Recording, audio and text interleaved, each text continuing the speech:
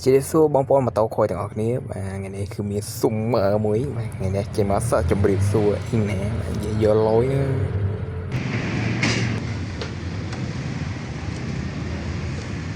អើយដែតឆេះ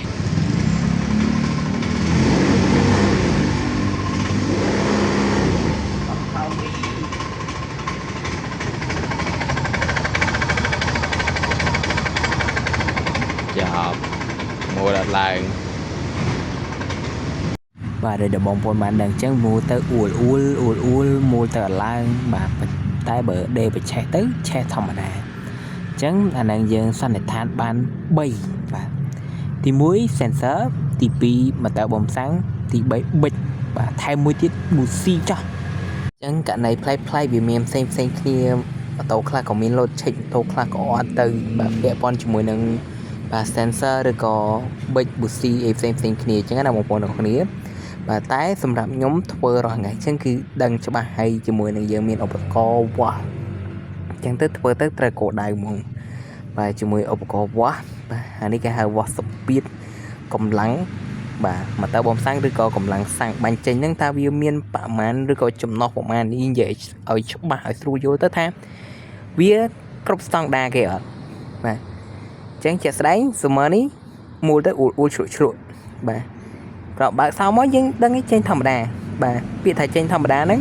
มันប្រកាសថាវាឆេះធម្មតាទេដោយសារតែពេលខ្លះវាចេញមកតែចេញតិច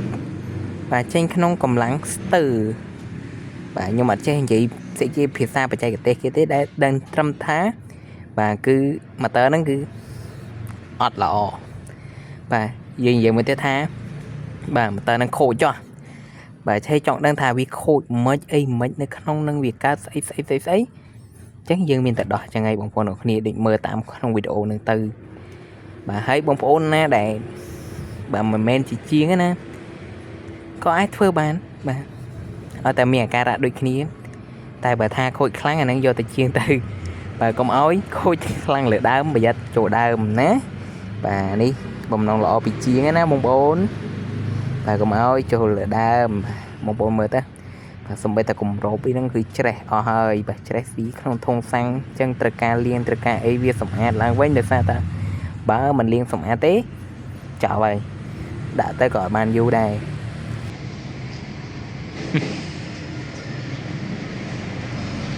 មើលពេលដោះមកក្នុងនេះបដូរlại nghe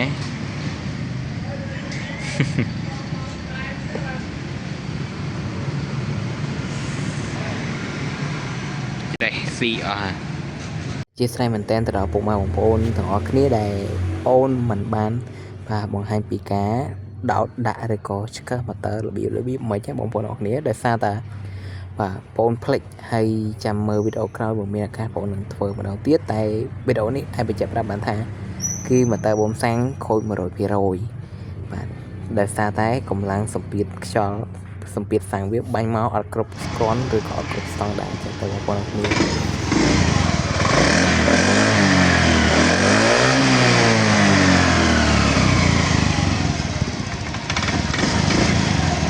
បាទអញ្ចឹងសរុបមកវិញម៉ូតូយើងក៏រួចរាល់ហើយយើងត្រៀមចាប់អាវចាប់អីចូល